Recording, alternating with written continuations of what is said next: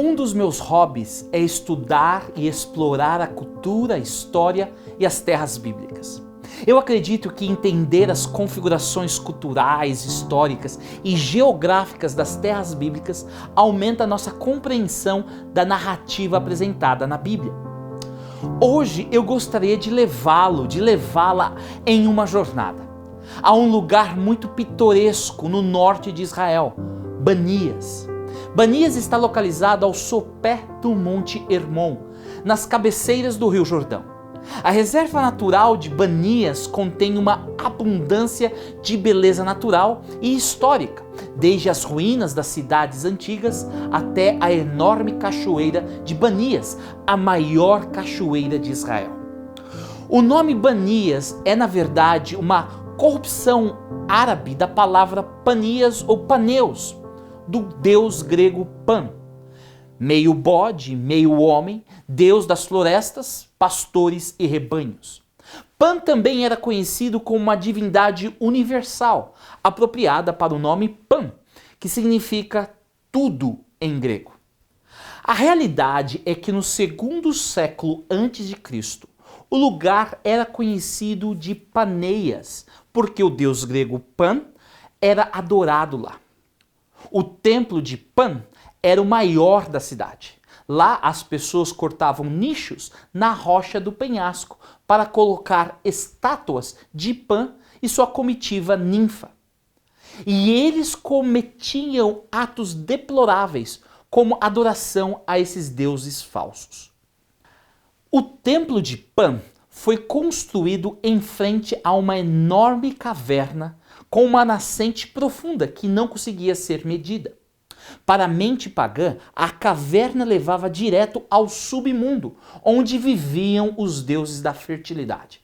As pessoas vinham de toda parte para adorar Pan, jogando sacrifícios de animais nas águas desta caverna. Se o animal desaparecesse, o sacrifício era aceito. Se o sangue surgisse na nascente, era sinal que foi rejeitado. A caverna era conhecida em toda a região como a Porta dos Hades, ou a Porta do Inferno. Mais tarde, Roma conquistou o território dos governantes gregos. Augusto César entregou a cidade a Herodes, o Grande, que, segundo Joséfo, adornou mais ainda o lugar, que já era muito notável, com um templo de mármore branco. Quando Herodes morreu no ano 4 a.C., seu filho Felipe recebeu essa região. Herodes Felipe reconstruiu a cidade, renomeando Cesareia de Felipe, depois que ele a tornou sua capital. Infelizmente, o culto pagão continuou lá sendo feito até o 3º século depois de Cristo. Durante o ministério de Jesus, ele visitou Cesareia de Felipe. Essa visita foi um ponto crucial no ministério de Jesus. De Cesareia de Felipe, Jesus iniciou sua última jornada para Jerusalém, para ser crucificado. 6 dias depois de visitar Cesareia de Felipe, Pedro, Tiago e João viram Jesus, Moisés e Elias transfigurados, em particular a um alto monte, a transfiguração, Mateus 17. Deixe-me lhe perguntar, você sabe o que aconteceu com Jesus e seus discípulos em Cesareia de Felipe? Que relato da vida de Jesus aconteceu lá? Pegue a sua Bíblia. Juntos com aqueles que estão ao seu redor, leia Mateus 16, 13 a 21.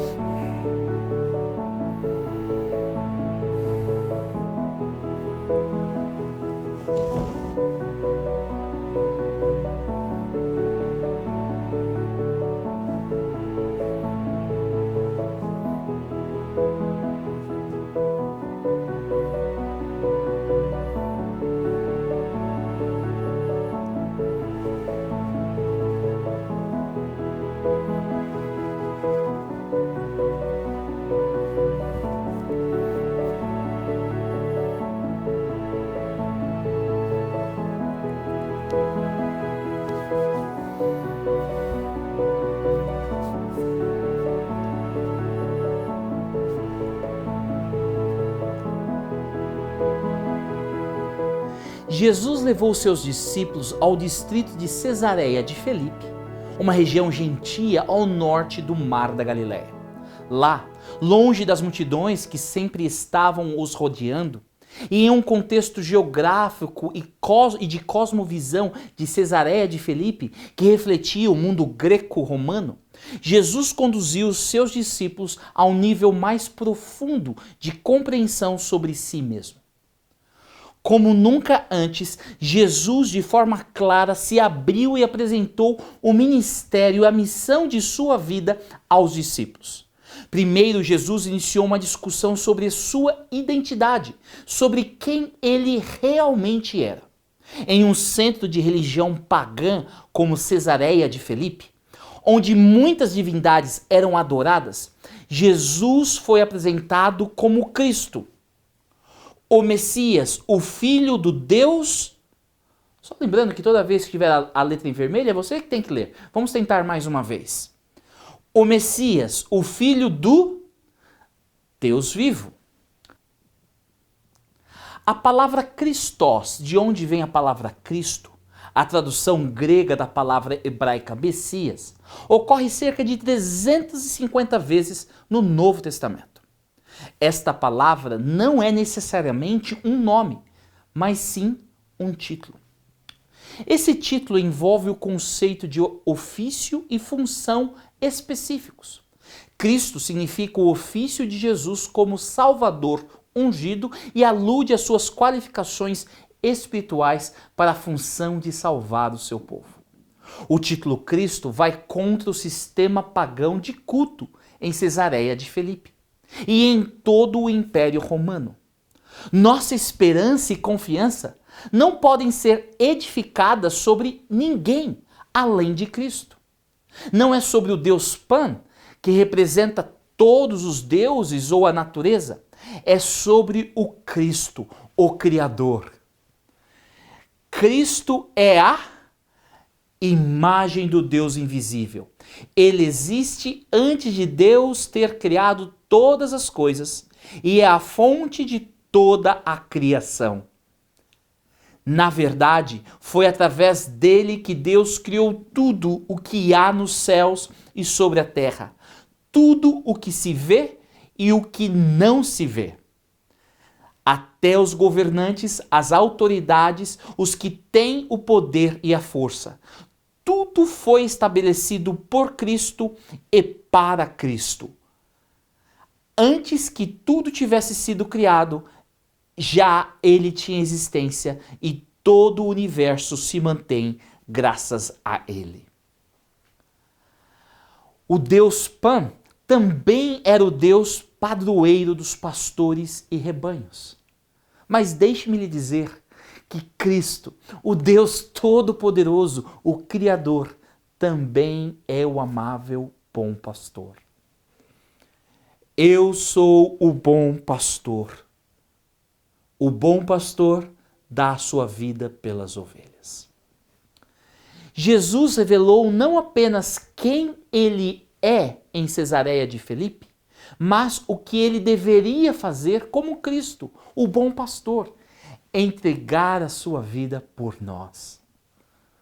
Daquele momento em diante, Jesus começou a falar claramente a seus discípulos que era necessário que ele fosse a Jerusalém e sofresse muitas coisas terríveis nas mãos dos líderes do povo, dos principais sacerdotes e dos mestres da lei.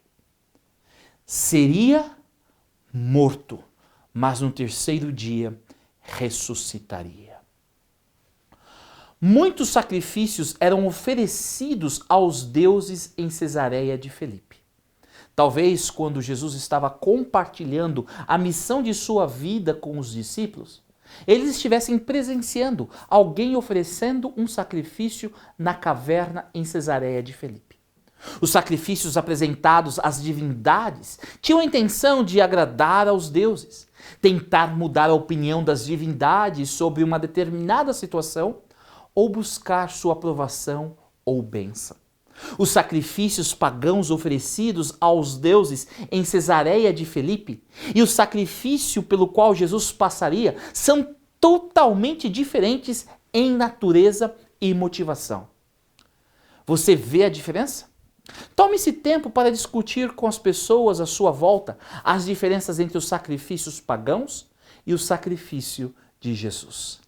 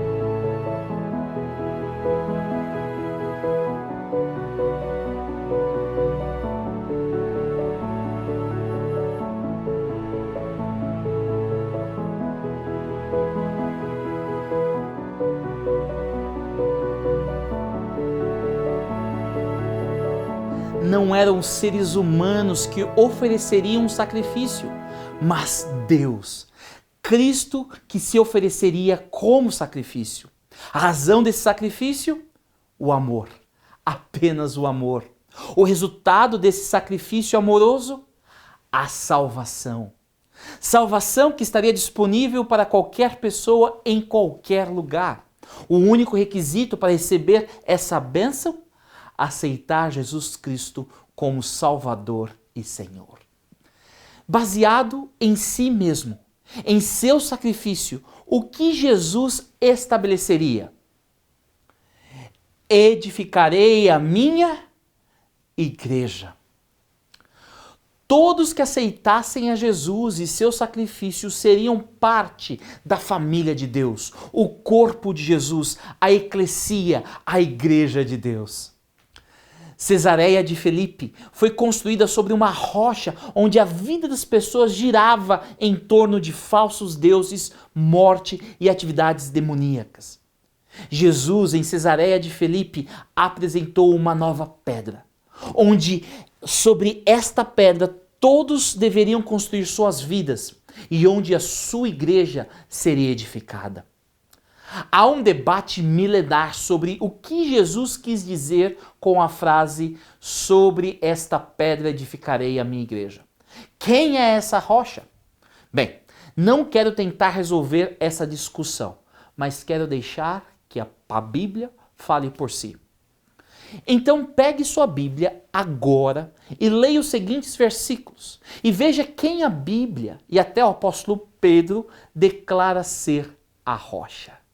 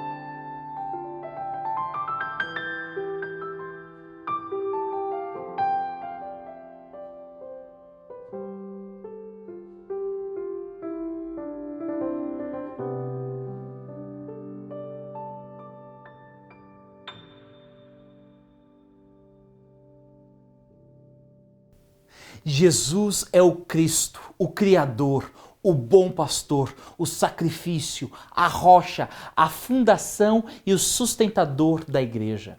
É tudo sobre Jesus. É tudo sobre Jesus. A igreja pertence a Jesus.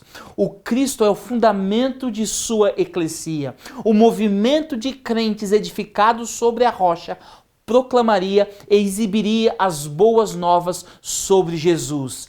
E nada, nem os poderes do inferno, nem as portas do Hades prevaleceriam.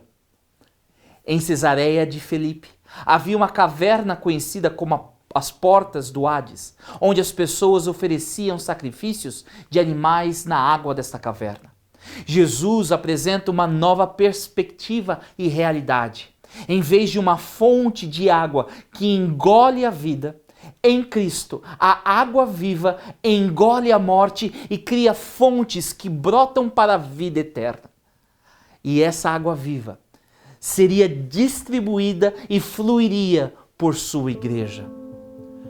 Mas a pessoa que beber da água que eu lhe der, nunca mais terá sede, porque a água que eu lhe der se tornará nela uma fonte de água que dará vida eterna.